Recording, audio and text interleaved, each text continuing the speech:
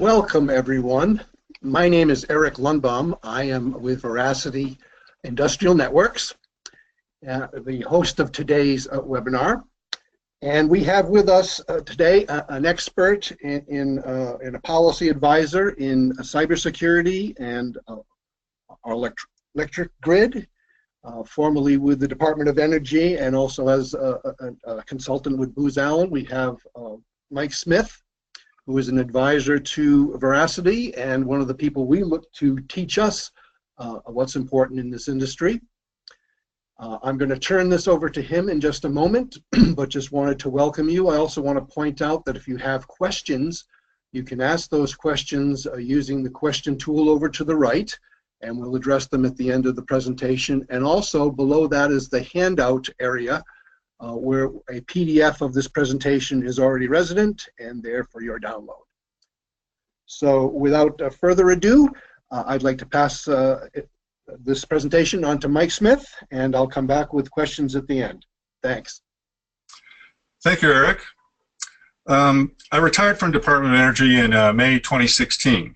The December 2015 Ukraine grid attack dominated my last 5 months at the department. In early January, at the request of the Ukrainian government, I suggested, organized, and helped deploy a U.S. government interagency private sector team of experts to assist the Ukrainian grid operators with the outage investigation. The relationships established during this trip and follow-on support put us in a good position to help after the December 2016 attack. Several of the people that went to Ukraine for the first attack were also involved in key reports on the second attack. The primary source for this presentation is the Joint SANS ICS Electricity Information Sharing and Analysis Center defense use case on Modular ICS Malware, published on August 2nd, 2017. The defense use case was primarily based on the Dragos Crash Override Report and the ESET In Destroyer Report, both released on June 12th, 2017. The links to all three reports are at the end of the presentation. Another source for the presentation is the SANS ICS community blog. Many of the contributors to these three reports are members of this community, and I encourage you to join. Now, I'm a lawyer by training, not an ICS engineer. I'm happy to answer your questions, but if they are highly technical in nature, I recommend you rely on the published reports, not me. My 8 years at DOE taught me a lot about ICS cyber threats, emerging technologies to address these threats, best practices that can help prevent and or mitigate these threats. I'm happy to address questions about these topics. So let's start off with a little bit about the threat landscape. Mike Asante, the SANS ICS team lead, developed this graphic and has updated it for several years. With a relatively consistent media message on ICS cyber threats, your leadership can quickly hit a point where they need an honest assessment of potential impact. Use this graphic to explain where modular ICS malware fits in the grand scheme of things. It shows the level of ICS customization and impact across a variety of events, overlaid by the ICS cyber kill chain stages. The first half of this decade started with a post-Stuxnet flurry, but most targeted ICS incidents point towards greater understanding of how to target and deliver into ICS environments. Now, before I get into this list of events, I would note that an hour before this webinar, Rob Lee announced on LinkedIn that Dragos just released a new report called TRISIS, Analyzing Safety System Targeted Malware. He states that this is the 5th ever ICS targeted malware. I requested the report, but did not get it in time for the webinar. So we'll get to that later. Let's look at a few of the incidents. The 2015 Ukraine attack targeted 3 distribution entities, causing outages affecting 225,000 customers, while also damaging the utility's SCADA systems. The Ukrainian operators watched helplessly as circuit after circuit was opened in dozens of substations across the region. At one point, one of the engineers pulled out his smartphone and filmed the cursor on his HMI monitoring, moving around as the mouse sat still on his desk. In 2016, instead of taking down the distribution stations, the attackers hit an artery, that single Kiev transmission station carried 200 megawatts, more electric load than all of the 50-plus distribution stations knocked out in the 2015 attack combined. In contrast to the hands-on, labor-intensive, real-time 2015 attack, this new malware was programmed to scan a victim's network to map out targets, launch at a preset time, and open circuits on cue without having an internet connection back to the attackers.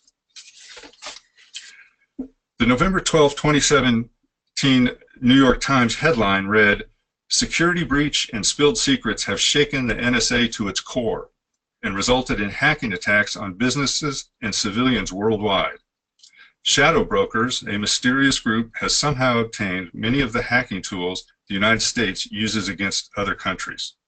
For example, in May 2017, Britain's National Health Service was among the organizations infected by WannaCry, which used a vulnerability first revealed to the public as part of a leaked stash of NSA-related documents, released by shadow brokers.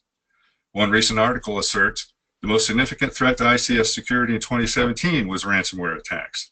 The WannaCry and Petya attacks appear to have changed forever the attitude of industrial enterprises to the problem of protecting essential production systems.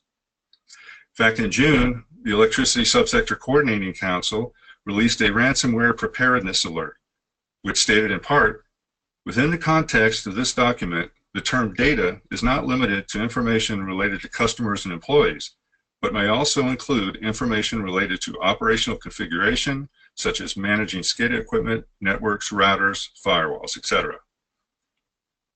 October 23rd, DHS and FBI released a technical alert titled Advanced Persistent Threat Activity Targeting Energy and Other Critical Infrastructure Sectors. This alert assesses this activity as a multi-stage intrusion campaign by threat actors targeting low security and small networks to gain access and move laterally to networks of major high-value asset owners within the energy sector. Citing the Semantic Dragonfly report, the alert notes, this campaign comprises two distinct categories of victims, staging targets and intended targets. The staging targets are the initial victims, peripheral organizations such as trusted third-party suppliers and less secure networks. The threat actor uses these staging targets networks as pivot points and malware repositories when targeting their intended victims. In September 2017, FireEye observed intrusion attempts against U.S. electricity providers by actors affiliated with the North Korean government. The fake emails targeted senior management and could have been a first step to infiltrate the company's IT networks to gain access to their ICS. These events represent a rapidly escalating, purpose-driven ICS threat picture. This slide describes the basic facts of the incident and highlights some of the malware's capabilities. I will go into more detail in subsequent slides. As news of this attack spread, Tim Conway, a member of the SANS ICS team, as well as the U.S. technical team that assisted with the 2015 attack, announced on the SANS ICS community blog that he was developing briefing materials, graphics, slide decks, etc. for the community to use, free of charge, to describe the attack and suggested mitigations. These are the materials I am using for this presentation. If you choose to use them, all you have to do is provide attribution to SANS in your slides. These are invaluable resources available to every ICS defender. In June, after Dragos and ESET published their reports, the EISAC issued a Level 1 alert to all registered entities, in other words, members of the bulk electric system subject to NERC SIP standards. They didn't want to wait until the defense use case was completed and published in August. Among other things, the alert noted, due to the malware's capability to act autonomously through time bombs, passive defenses such as air gapping will not prevent the malware from being activated once in the network. In the attack, the time bomb was used to execute ICS file wiping hours after the breakers were set to open or toggle between open and close. Some of the NERC recommended actions include limit privileged access and remove unnecessary privilege accounts from the ICS environment, develop an understanding of the communication protocols used in your ICS environment, and create a baseline of how these protocols are typically used. This base knowledge should be used to monitor network traffic for deviations in master-slave communication. Application whitelisting on HMIs may prevent some malware from executing. Behavior-based detection methods, such as Yara rules, may provide a higher confidence of detection. Validate software updates and digital hashes from the vendor. A redundant backup and recovery strategy can mitigate the effects of the malware's data wiping functionality. From an operator perspective, significant differences exist between these two attacks that must be understood when considering defensive actions. This SANS chart is a great snapshot of those differences. Marina Crotofil, an ICS analyst at FireEye, told Wired Magazine, in 2015 they were like a group of brutal street fighters. In 2016 they were ninjas. However, as Dragos states in its report, they may have been the same attackers, part of the Sandworm team. I want to spend a little time on this slide. This is where you'll find the ammunition needed to convince your superiors that resources are needed to address this new threat. When the ESET and Dragos reports came out on June 12th, everyone paid attention. In the Washington Post on June 12th, crash override is only the second instance of malware specifically tailored to disrupt or destroy industrial control systems, Stuxnet being the first. With crash override, what is particularly alarming is that it is all part of a larger framework, said Dan Gunter from Dragos. According to Gunter, the malware is like a Swiss Army knife, where you flip open the tool you need and where different tools can be added to achieve different effects. In the June issue of Wired Magazine, crash override isn't just a one-off tool tailored only to Ukraine's grid. It's a reusable and highly adaptable weapon of electric utility disruption. Within the malware's modular structure, Ukrainian control system protocols could easily be swapped out and replaced with ones used in other parts of Europe or the United States. For the first time in history, Rob Lee noted, a group of hackers has shown that it's willing and able to attack critical infrastructure. They've refined their techniques over multiple evolving assaults. I want to note here that Rob Lee is the founder of CEO of Dragos, but he is also a SANS ICS instructor. He developed and teaches the ICS 515 course, Active Defense and Incident Response. I took the course and I highly recommend it. The Wired article also includes a quote from Mike Asante. This is definitely a big deal. If it's possible to disable the digital relay, you risk thermal overload to lines. That can cause lines to sag or melt and can damage transformers or equipment that's in line and energized. Now, just yesterday, The Atlantic magazine published an article on the Ukraine attacks in which Chris Inglis, the former NSA deputy director, notes that these attacks were done visibly and in a venue where the United States couldn't react, a non-NATO country, sending a message to the US and other Western countries, we can do this to you too. Inglis went on to say, what worries me most about Russia is not its technology, but its audacity and their willingness to cross the line. They have proved themselves willing to do things that cross every definition of red line. Now, the Dragos report provides important context regarding the multi-year progression that led to this incident. Dragos tracks the adversary group behind crash override as Electrum and assesses with high confidence through confidential sources that Electrum has direct ties to the Sandworm team. As Rob Lee explained to me the other day, Electrum is the development team for the Sandworm team. One team developed crash override, the other team used it. Also, the Dragonfly Havocs campaign, which began in late 2010 but was not discovered till 2013, when spear phishing efforts alerted cybersecurity firms to a possible cyber attack against energy firms in the US and Europe. It was an espionage effort that targeted numerous industrial control system locations. Estimates put it at over 2,000 sites. The campaign used Havoc's malware, which leverages legitimate functionality in the OPC protocol to map out the industrial equipment and devices on an ICS network. OPC is one of the few commonalities across numerous ICS industries. This is designed to be the universal translator for many industrial components and is readily accessible in an HMI or a dedicated OPC server. Havoc's collected the type of data you would need to design attacks in the future. In other words, malware tailored for the specific targets. Next in the progression is Black Energy 2. Dragos notes the sandworm team that used Black Energy 2 malware to target a variety of organizations. This ICS tailored malware contained exploits for specific types of HMI applications, including Siemens Symantec, GE Simplicity, and Advantech Web Access. Exploitation of the HMIs gave the adversaries access to a central location in the ICS to learn the industrial process and gain graphical representation of that ICS.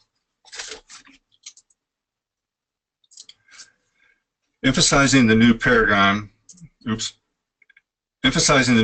that crash override represents, Dragos notes there is no simple fix. The malware leverages knowledge of electric grid systems.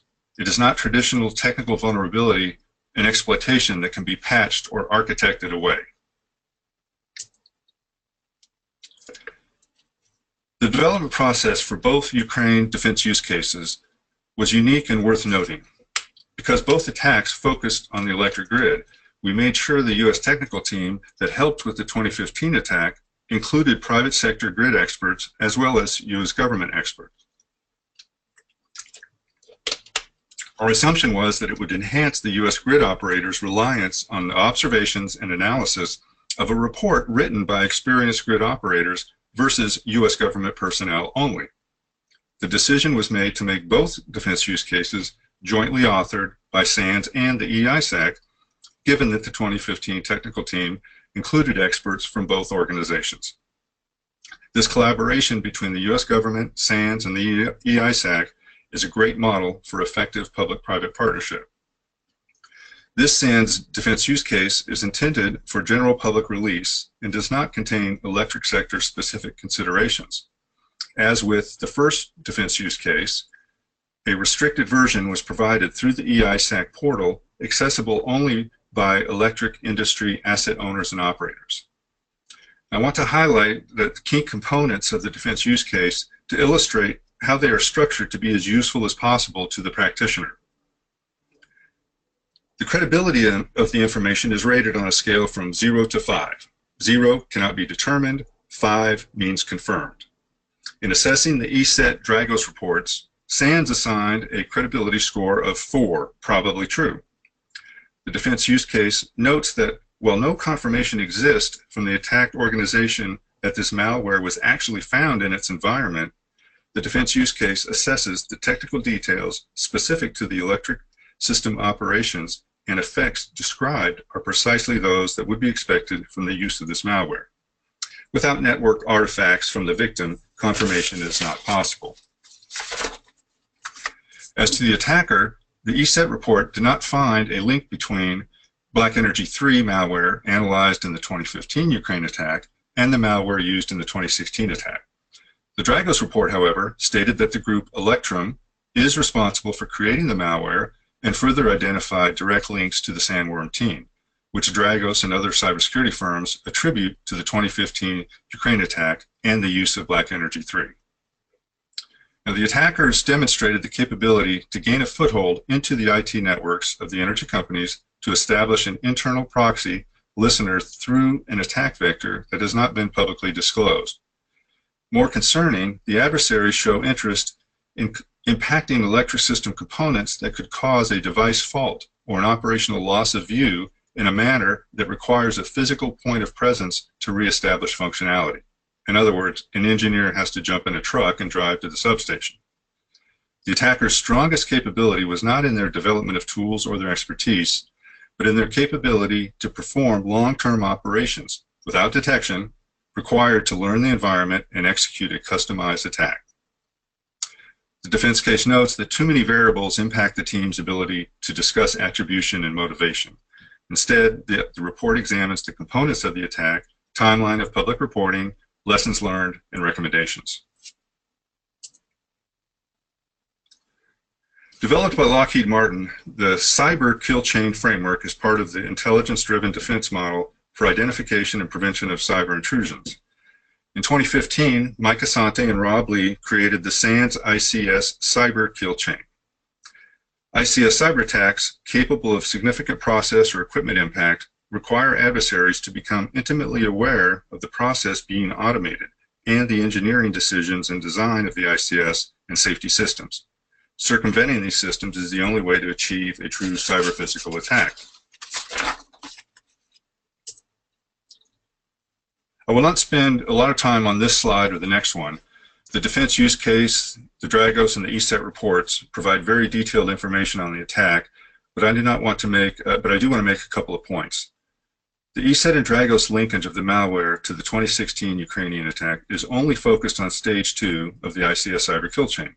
Stage 1, how the adversary initially gained access and learned the environment, would require incident response details and network artifacts not available to the report's authors.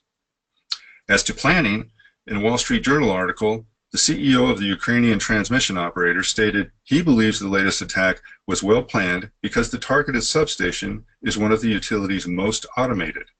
In addition, the impacted substation has a series of YouTube videos detailing the system upgrades that have taken place. Hopefully they've pulled those videos. As to intrusion, Rob Lee noted in the SANS ICS community blog, this had nothing to do with social engineering. The stage 1 cyber kill chain infection vector wasn't released nor is known. Crash override is the stage 2 of the ICS cyber kill chain. Once the attacker is in, he has the mechanism to do the attack. Where architecture and social engineering training of your personnel will help in stage 1, it does not impact crash override in stage 2. You would need an active defense to find and remove or disable the malware. The consolidated list of the malware's technical components reads like an operator's worst nightmare. Here are a few. Full protocol implementations for ICS-specific protocols with the ability to identify points and join and/or impact the communications. Ability to deliver exploits to a protection device requiring a physical presence to reset. Use of legitimate protocol functionality contained within the OPC standard to automatically create a configuration file and launch the malware's attack routine. Data destruction tools targeting ICS-specific configuration and engineering files. Now, stage 2 consisted of the following attack elements. The supporting attacks, deleting of ICS-specific configuration files. The primary attack, malicious operation of circuit breakers. And amplifying attacks, first, potential DOS to protection equipment. However, the defense use case notes that the reports do not specify if the targeted protection equipment was installed or reachable. Second, wiping of SCADA HMIs to add confusion and delay to the recovery. This slide is another example of the invaluable free help provided by the SANS ICS team. It boils down the crash override malware into 6 risk areas and identifies associated risk mitigation actions to reduce the impact to each risk area. As Tim Conway noted when he posted this slide on the SANS ICS community blog, the intent is for the user to customize this slide for their own organization, providing a powerful, concise tool for the defender and the decision maker.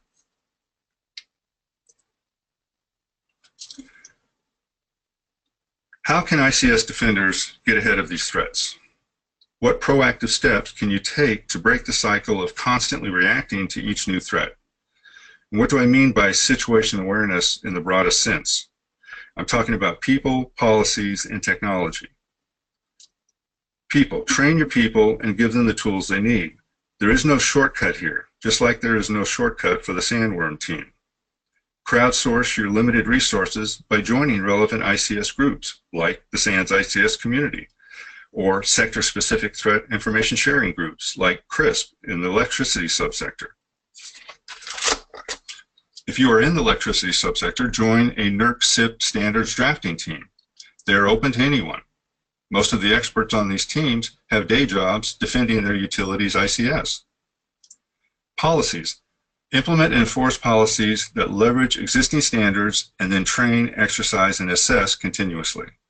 Use authoritative models like the newly updated NIST framework, or practice guides like the new NIST Special Publication 1800-7, Situational Awareness for Electric Utilities. Develop, implement, and where possible, automate strong ICS security policies. Technology. Be situationally aware of new and emerging technologies, not just emerging threats. Attend quality ICS conferences. The ICS cybersecurity market is exploding. Do your research and see what tools are available. But look for transformative solutions versus traditional add-on solutions. It's better to be on the leading edge, not the trailing edge. How do defenders collapse the timeline available to attackers? Be proactive and hunt for them in your networks. Do the basics. Perform passive network security monitoring. How do you know what to look for? Training. ICS defenders must know how to hunt for multiple copies of malware on control system hosts. Returning a power system to an operational state may be temporary if defenders do not find all installations of the malware. What if after your training you still can't see them? Technology. Investigate network monitoring tools designed for the ICS environment. There are a lot more out there today. Several of them are listed in the NIST Situational Awareness Guide. Look for solutions that secure your networks as well as endpoint devices, like Veracity Industrial Networks.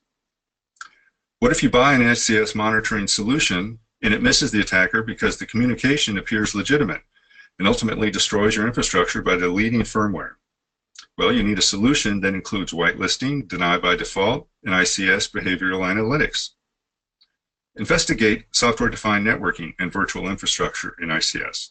They can significantly shorten the recovery time and make your ICS networks more secure and resilient. In fact, a just published report by the President's National Security Telecommunications Advisory Committee, NSTAC, identifies software-defined networking as a near-term transformative technology, stating, the shared nature of SDN platforms means that defensive measures could be propagated quickly through large environments. The move away from function-specific hardware could also simplify the coordination of security tools and facilitate a more integrated security approach. Being an early adopter and user of technology has significant dividends, including the ability to shape the evolution of the technology and to be prepared to leverage future technologies that build on top of it. So could crash override work in the United States grid? With the right modules? Yes. As the defense use case notes, the assumption is that common and open standard ICS protocols provide the building blocks for payloads like IEC and OPC modules associated with the existing reporting.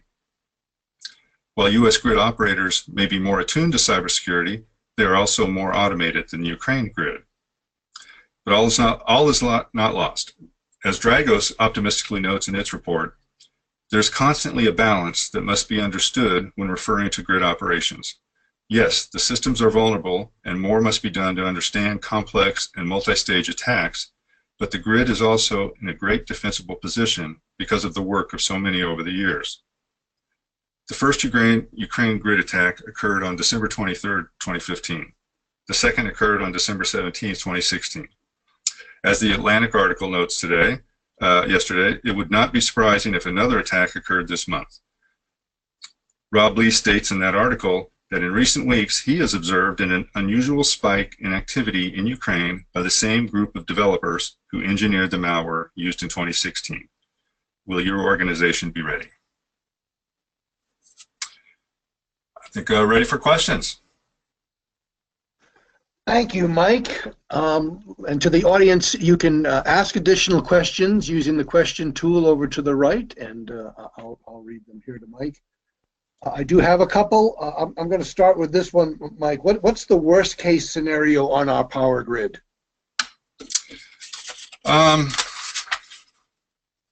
It's hard to imagine anything worse than crash override tailored to U.S. protocols and systems with new modules designed to disable safety systems to cause physical damage, targeting 10 to 20 strategically significant transmission level regional SCADA systems. That would be a pretty bad day. I'll just make a note also that the answer to this question is also in Ted Koppel's book called Lights Out, who kind of stretches out the scenario. Another question, why doesn't the grid share more information sooner about these type of attacks? Oh, the government? Why doesn't the government share more information? Yeah, well, I can speak to the 2015 attack, but not the 2016. I was already out of the government by then. But Well, the political process behind high-profile incidents like this is very frustrating kabuki dance. In this case, there were valid reasons to be cautious. The Ukrainian government asked for our help and shared a lot of sensitive information. We didn't want to do anything to breach that trust. However, many people in the government and the private sector felt that we should have at least acknowledged the basic facts of the attack, and in fact used the word attack and discuss its significance much earlier. In fact, I could share a short example. I was at the SANS ICS Security Summit in March 2016. So this is like almost 3 months after the incident. For weeks, the White House had been leading an effort to draft agreed-upon talking points on the incident. What could anybody in the government say about the Ukrainian attack? Well, Phil Quaid, a former NSAer who was at the conference with me, and he was supposed to get up on the stage and give a presentation. We were madly emailing back and forth with DC trying to get these approved talking points so that he could say something about it. At that point, there was so much public information out there, it makes us look foolish to get up in front of this audience and not be able to honestly address the elephant in the room. So, but yeah, that's kind of an answer to why the government doesn't share more, because they go through so many bureaucratic hoops to release something. Thank you, Mike. Another question. What one thing would have had the best chance of discovering the crash override attack? Well, first of all, you must know your ICS network and conduct disciplined, consistent, active defense of it. Situation awareness is key. Once you have an accurate, comprehensive picture of your network, you must actively hunt for these actors. This will greatly improve your chances of discovering the malware, or at least the suspicious stage 1 activity, and maybe interrupt the attacker's kill chain. This is always my question. Have there been an increase in attacks on our power grid? Well, remember, in the ICS cyber kill chain, the attack takes place in the end of stage 2. With that understanding, there have been no reported successful cyber attacks on the US grid. In the last 3 to 4 years, there have definitely been more stage 1 activities, intrusion, preparation, and execution, observed in our grid. All right, that's all I have for questions, Mike. If you could move to the slide with your contact information on it, we'll end this webinar today and thank our attendees for spending time with us. Once again, you'll all get an email of both attendees and non-attendees giving a link to the recording of this webinar. And once again, the PDF is under the Handouts tab. Mike, thank you very much for your time and a great webinar. And thank you for all the attendees for spending your time with us. My pleasure.